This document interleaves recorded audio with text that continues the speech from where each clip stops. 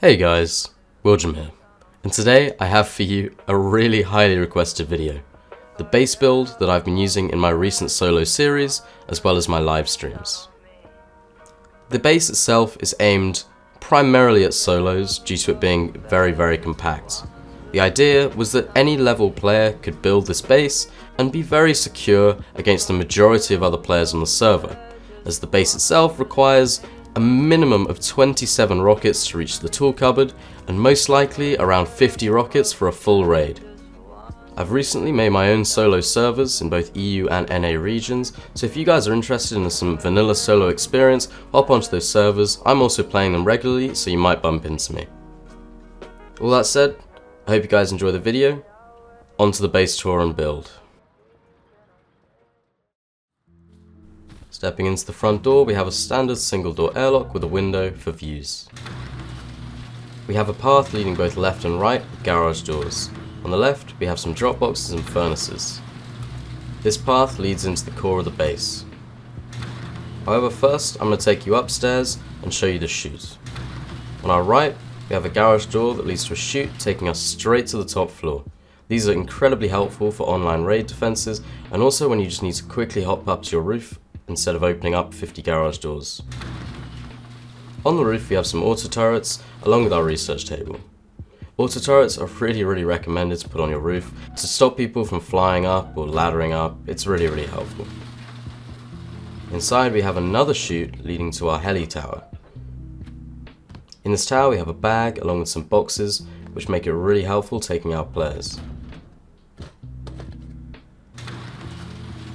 Here we have a shotgun trap guarding the chute, along with a bed, a battery and a drop box. 3 more furnaces below, another shotgun trap guarding this chute, along with lots and lots of storage. We also have a second locker.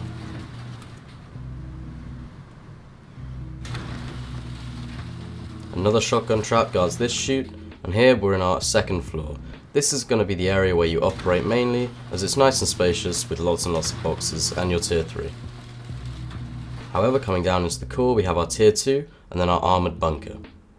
The only way to remove the bunker is by F1 killing, respawning in your bag in your core and removing the twig. By removing the twig, the armoured bunker clears. However, raiders cannot do this and must blow straight through the bunker. In order to seal the bunker before you go offline, you place a twig floor triangle frame at half height in the chute, and then a roof triangle on top, upgrading the roof triangle to armoured. And now, onto the base build. Going into the build, this base has a really easy starter. It's simply just 3 triangles with a single door. The downside is that this starter doesn't have an airlock, and so you're going to want to expand as fast as you can. In the starter you can place a furnace, a couple of boxes, a sleeping bag, and even a workbench if you wanted to. To prevent being door camped, place a campfire and look at your comfort. If your comfort is above 50%, there's a player standing directly outside your door. If not, you're good to go. Once you've got the resources, it's time to expand. Add 1 more triangle, and then 2 full height walls and half height walls, and seal it up. Place a double door on the left side. On the outside, place another triangle honeycomb. And then in twig, make a jump up in order to access your front door.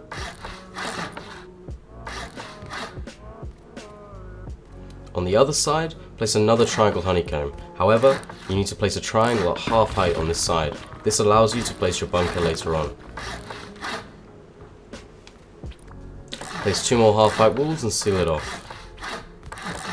Seal off the entire 3 triangles and then place a double door at the front. If you have the garage door, replace this double door. If not, leave it empty. Place a furnace for your jump up and then replace the wooden door with a metal door. A tier 1 can also be placed on this triangle, however it does make for quite a tricky jump, so you might want to place it in this triangle instead.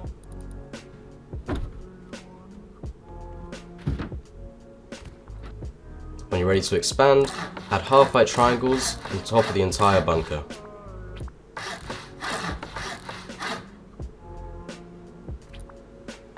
Seal this all up, leaving one of the roofs as wood so that you can pick it out later for roof access.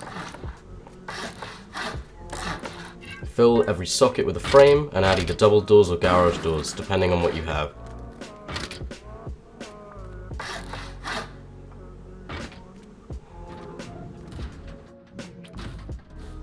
Here, add some temporary twig jump up to reach your door. If you don't plan on playing much more of the wipe, and you don't plan on farming, this could be your final base. And so, I'd recommend upgrading the jump up to something else like wood or stone. By adding some simple honeycomb to this and upgrading the core to metal, you'd have yourself a 12 rocket bunker base. But we're not going to stop there, we're going to expand further. I'm going to start by upgrading the entire core to armoured, and I'm going to upgrade the rest of the base to metal. This is not something that has to happen all at once, and you don't have to have upgraded it to metal before you move on to the next build steps. The idea is you upgrade as much as you can while you play. The more you upgrade, the stronger your base is going to be. But, naturally, the more expensive the upkeep. Now that the entire core is metal, we're going to start working on expanding. As I said, I'm now building in the final grade, which is metal, but this doesn't need to start out as metal, and you should build this first in stone, unless you already have the resources.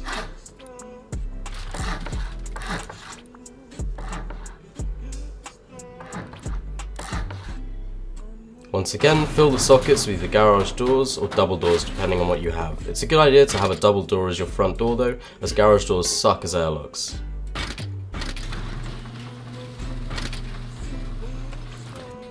Seal this up with half-height triangles and place boxes to act as a little drop box storage.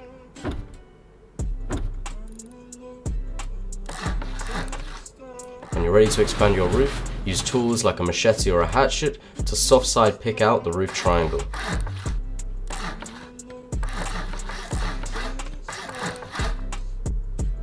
Once it's gone, completely seal up the next floor. I like to use furnaces as the jump up here.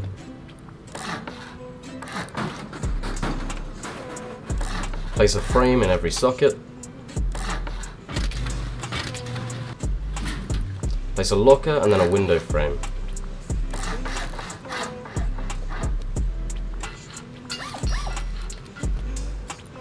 In the other two triangles, use this as storage.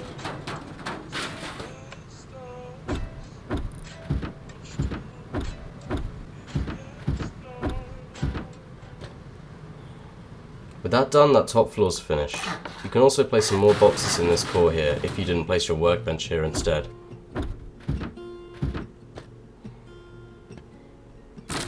When you're ready, you can replace the tier 1 with a tier 2. You should also make your core as optimized as possible. To do this, I like to remove everything and then place a triangle at half height for some extra storage. I've found that barbecues are the most efficient storage inside this tiny bunker. However, if you guys can come up with some more efficient bunker storage, I'd love to see it. Remember to save room for a sleeping bag, however, because if you can't place a sleeping bag, you won't be able to destroy your bunker.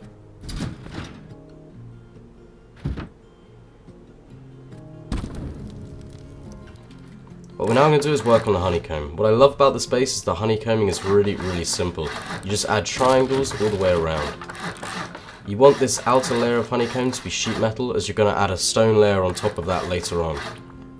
Doing this means that to reach your core, by the time you finish the base, will take at least one stone wall, one sheet metal wall, and one armoured wall. Meaning if a raider was to blow through honeycomb, they'd have to spend a minimum of 27 rockets just to get to one TC room.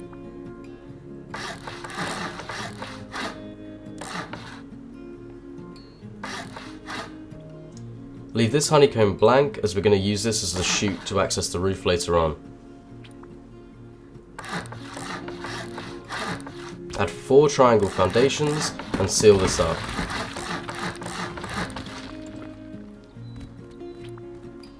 Seal the second floor, but add 2 single door frames at the front. I like to add a window frame on the side so that you can see outside and check for door campers quickly. Fill up all the sockets with frames and place in garage doors.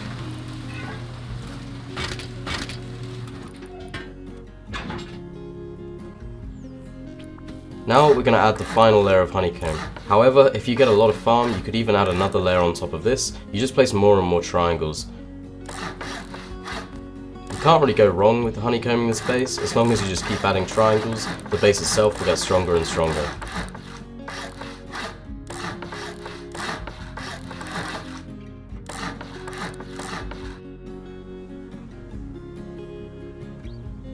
Since this is our front door, we can now add a permanent jump up instead of the twig that we've been using until now.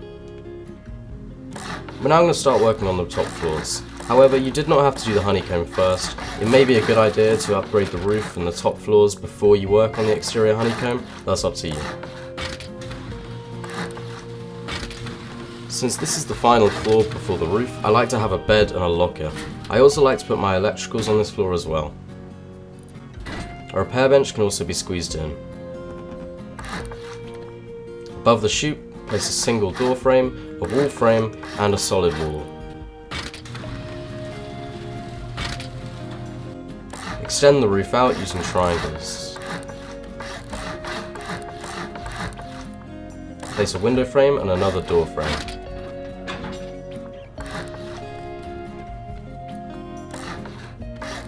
Two more window frames and two more window bars. Surround the roof with low walls. Remember to leave one triangle empty so that you can extend your chute all the way up to your roof. For the very top shooting floor, add another layer of walls and then a door frame at the top.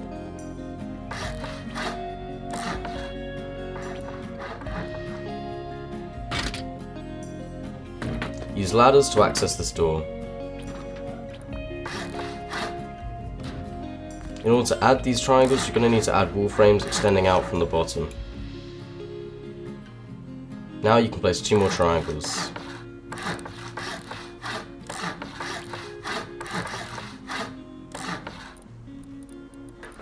In these you can place metal embrasures.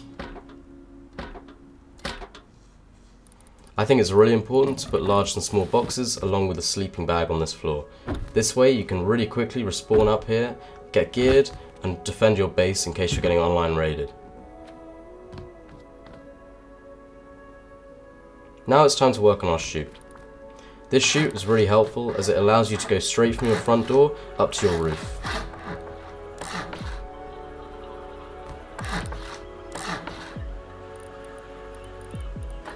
Might be a good idea to place a shotgun trap in this chute just to stop people coming onto your roof. Either do that, or later on we're going to place auto turrets as well.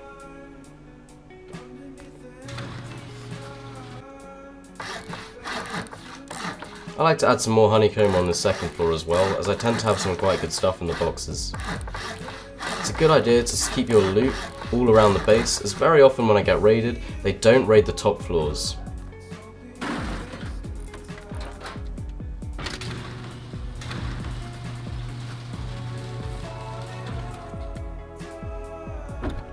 Inside your base, try and fill up all of the empty space with boxes and other items that you need, whether that be research tables, repair benches, or even a tier 3.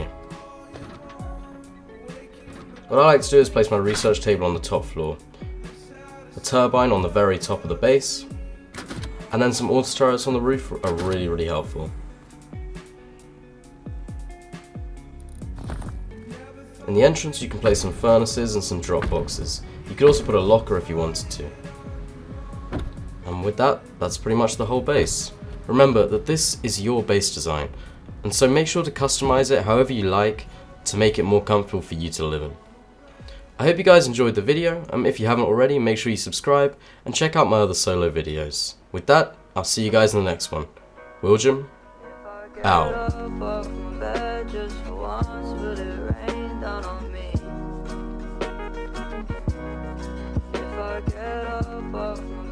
Just for once, will it rain down on me?